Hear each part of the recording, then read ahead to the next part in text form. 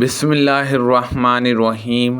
قبیلہ عبدالقیس کا وفد دربار رسالت میں حاضر ہوا اور عرض کی، یا رسول اللہ صلی اللہ علیہ وسلم، ہمارا تعلق قبیلہ ربا سے ہے اور قبیلہ مضر کے کفار ہمارے اور آپ کے بیچ میں بستے ہیں، اس لیے ان کے خطرے کی وجہ سے ہم لوگ آپ کی خدمت میں صرف ادب والے مہینے میں حاضر ہو سکتے ہیں۔ آپ ہمیں کوئی ایسا واضح حکم فرما دیں جس پر ہم خود بھی مضبوطی سے قائم رہیں اور جو لوگ ہمارے ساتھ نہیں آ سکے انہیں بھی بتا دیں۔ حضرت صلی اللہ علیہ وسلم نے فرمایا، میں تمہیں 4 چیزوں کا حکم دیتا ہوں اور 4 چیزوں سے روکتا ہوں۔ میں تمہیں حکم دیتا ہوں اللہ پر ایمان لانے کا کہ اللہ کے سوا اور کوئی معبود نہیں، اور آپ صلی اللہ علیہ وسلم نے اپنے ہاتھ کو گرہ لگائی، نماز قائم کرنے کا، زکوٰۃ دینے کا، رمضان کے روزے رکھنے کا، اور اس بات کا کہ جو کچھ بھی تمہیں غنیمت کا مال ملے اس میں 5واں حصہ خمس اللہ کے لیے نکال دو، اور تمہیں میں وبائے نکزیرہ، ناتمہ اور مضافتہ کے استعمال سے روکتا ہوں۔ رسول اللہ صلی اللہ علیہ وسلم نے فرمایا، میرے وارث میرے بعد 1 دینار بھی نہ بانٹیں، میرا ترکہ تقسیم نہ کریں، میں جو چھوڑ جاؤں اس میں سے میرے عاملوں کی تنخواہ اور میری بیویوں کا خرچہ نکال کر باقی سب صدقہ ہے۔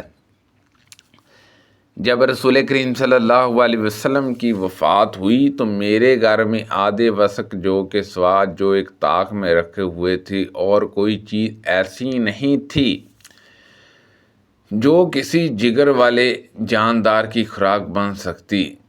میں اسی میں سے کھاتی رہی اور بہت دن گزر گئے، پھر میں نے اس میں سے ناپ کر نکالنا شروع کیا تو وہ جلدی ختم ہو گئے۔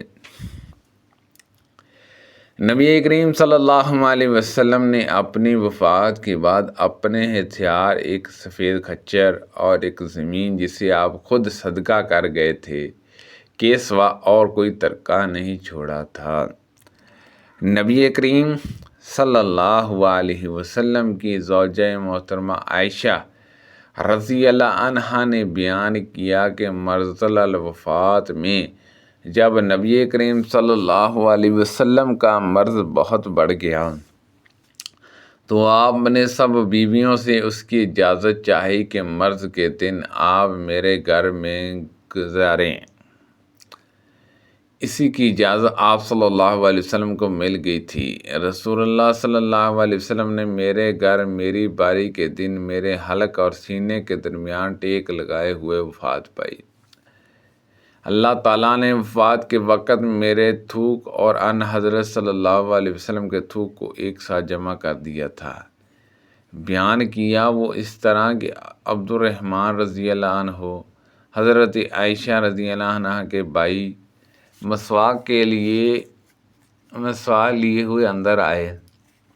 آپ صلی اللہ علیہ وسلم اسے چبا نہ سکے، اس لیے میں نے اسے اپنے ہاتھ میں لے لیا اور میں نے اسے چبانے کے بعد وہ مسواک آپ کے دانتوں پر ملی۔ نبی کریم صلی اللہ علیہ وسلم کی زوجہ محترمہ حضرت صفیہ رضی اللہ عنہا نے خبر دی کہ وہ نبی کریم صلی اللہ علیہ وسلم کی خدمت میں ملنے کے لیے حاضر ہوئیں۔ حضرت صلی اللہ علیہ وسلم رمضان کے آخری عشرے کا مسجد میں اعتکاف کیے ہوئے تھے، پھر وہ واپس ہونے کے لیے اٹھے تو حضرت صلی اللہ علیہ وسلم بھی ان کے ساتھ اٹھے۔ جب حضرت صلی اللہ علیہ وسلم اپنی زوجہ محترمہ ام سلمہ رضی اللہ عنہا کے دروازے کے قریب پہنچے جو مسجد نبوی کے دروازے سے ملا ہوا تھا تو 2 انصاری صحابی اسعید بن حجیرہ اور عبید بن بشر رضی اللہ عنہما وہاں سے گزرے اور حضرت صلی اللہ علیہ وسلم کو انہوں نے سلام کیا اور آگے بڑھنے لگے، لیکن حضرت صلی اللہ علیہ وسلم نے ان سے فرمایا، ذرا ٹھہر جاؤ، میرے ساتھ میری بیوی صفیہ ہے، یعنی کوئی دوسرا نہیں۔ ان دونوں حضرات نے عرض کیا، سبحان اللہ یا رسول اللہ صلی اللہ علیہ وسلم، ان حضرات پر آپ کا یہ فرمان بڑا شاق گزرا۔ حضور صلی اللہ علیہ وسلم نے اس پر فرمایا کہ شیطان انسان کے اندر اس طرح دوڑتا رہتا ہے جیسے جسم میں خون دوڑتا ہے۔ مجھے یہی خطرہ ہوا کہ کہیں تمہارے دلوں میں بھی کوئی وسوسہ پیدا نہ ہو جائے۔ میں ام المومنین حفصہ رضی اللہ عنہا کے گھر کے اوپر چڑھا تو دیکھا کہ نبی کریم صلی اللہ علیہ وسلم قضاء حاجت کر رہے تھے۔ آپ صلی اللہ علیہ وسلم کی پیٹھ قبلے کی طرف تھی اور چہرہ مبارک شام کی طرف تھا۔ رسول اللہ صلی اللہ علیہ وسلم جب عصر کی نماز پڑھتے تو دھوپ ابھی ان کے حجرے میں باقی رہتی تھی۔ نبی کریم صلی اللہ علیہ وسلم نے خطبہ دیتے ہوئے عائشہ رضی اللہ عنہا کے حجرے کی طرف اشارہ کیا اور فرمایا کہ اسی طرف سے یعنی مشرق کی طرف سے فتنے برپا ہوں گے۔ 3 مرتبہ آپ صلی اللہ علیہ وسلم نے اسی طرح فرمایا کہ یہی سے شیطان کا سر نمودار ہوگا۔ رسول کریم صلی اللہ علیہ وسلم ان کے گھر میں موجود تھے۔ اچانک انہوں نے سنا کہ کوئی صاحب حفصہ رضی اللہ عنہا کے گھر میں اندر آنے کی اجازت مانگ رہا ہے۔ عائشہ رضی اللہ عنہا نے بیان کیا کہ میں نے عرض کیا یا رسول اللہ صلی اللہ علیہ وسلم،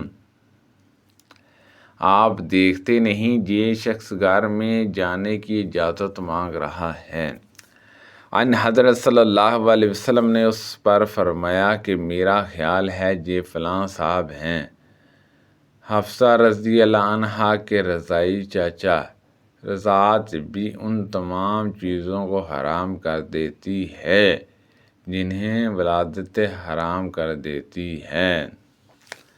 جب ابو بکر رضی اللہ عنہ خلیفہ ہوئے تو انہوں نے ان کو یعنی انس رضی اللہ عنہ کو بحرین عامل بنا کر بھیجا اور ایک پروانہ لکھ کر ان کو دیا اور اس پر نبی کریم صلی اللہ علیہ وسلم کی انگوٹھی کی مہر لگائی۔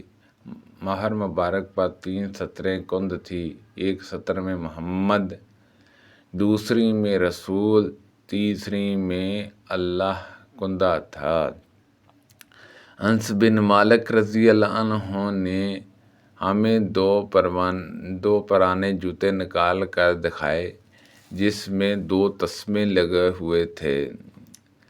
اس کے بعد پھر ثابت بنانی نے مجھ سے انس رضی اللہ عنہ سے بیان کیا کہ وہ دونوں جوتے نبی کریم صلی اللہ علیہ وسلم کے تھے۔ عائشہ رضی اللہ عنہا نے ہمیں ایک پابند لگی ہوئی چادر نکال کر دکھائی اور بتلایا کہ اسی کپڑے میں نبی کریم صلی اللہ علیہ وسلم کی روح قبض ہوئی تھی۔ اور سلمان بن مغیرہ نے حمید سے بیان کیا، انہوں نے ابو بردہ سے اتنا زیادہ بیان کیا کہ عائشہ رضی اللہ عنہا نے یمن کی بنی ہوئی ایک موٹی ازار تہمد اور ایک کمبل، انہی کمبلوں میں سے جن کو تم ملبد یعنی موٹا پوندار کہتے ہو، ہمیں نکال کر دکھائی۔ سبحان اللہ عز و جل۔ اللہ پاک سے دعا ہے کہ اللہ پاک ان حدیثوں پر عمل کرنے کی توفیق عطا فرمائے۔ آمین بجاہ نبی الامین صلی اللہ علیہ وسلم۔